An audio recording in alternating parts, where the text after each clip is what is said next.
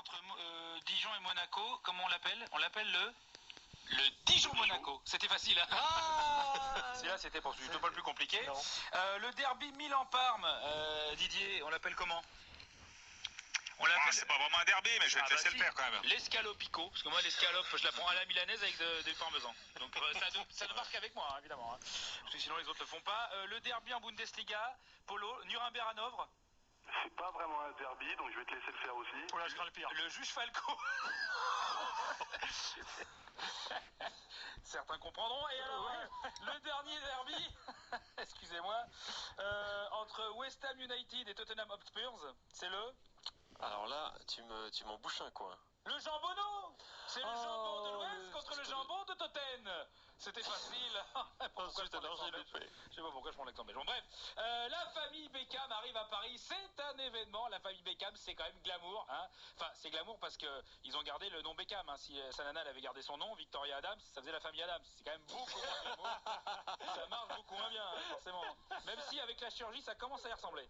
Mais donc Beckham, donc c'est énorme. Beckham, ça change tout. C'est parce que le mec, quand même, on dit Beckham, il est cramé. Mais t'as vu son palmarès? Beckham, son palmarès. Il a fait vendre 3 millions de maillots, 20 millions de canettes de Pepsi, 800 000 smokings, 500 000 slips, 400 000 montres, 300 000 pots de gel, 25 raies dorées. La raie dorée, c'est le petit bâton tu sais, que tu mets entre les fesses pour te faire bronzer la raie.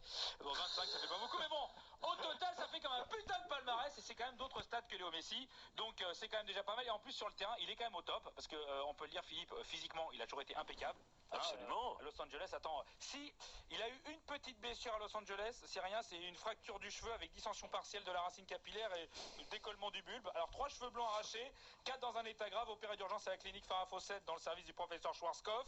Mais bon, sa coiffure est hors de danger, on a craint un épi à un moment donné, mais non, visiblement ça tient. Alors au PSG, il est suivi par Jean-Claude Biguin qui a installé son cabinet au camp des loges pour la visite médicale de routine et pour le maillot.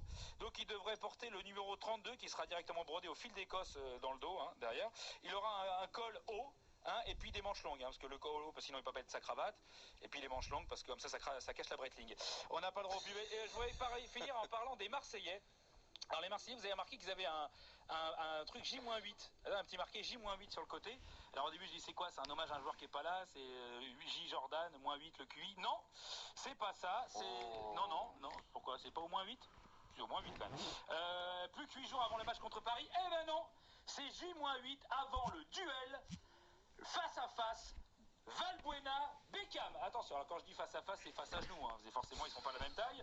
Mais alors là, il y a deux physiques, 2 écoles. Hein. Alors tu choisis ton école, c'est soit école Costa Armani, pompe Berluti, barbe taillée, coiffure Batman, hein, soit l'école survêt, chaussettes par-dessus, sac à dos, excès de sébum, brosse gomina en pointe. Bon voilà, donc c'est tu choisis. Alors vous allez me dire c'est facile de tirer sur Valbuena, oui enfin c'est facile, faut bien viser, il est pas grand. Mais bon c'est facile, hein, parce qu'au PSG t'as Melez, hein, qui est prognate et qui court comme Tom Sawyer, et t'as Jalek qui a une tête d'Olmec dans les sectadors, donc c'est pas non plus mieux.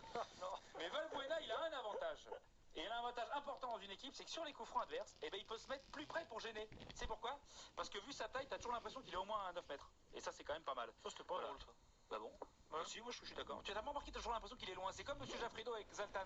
Zlatan, il criait pas parce qu'il voulait l'engueuler, c'est parce qu'il croyait qu'il était loin, alors qu'il était que petit.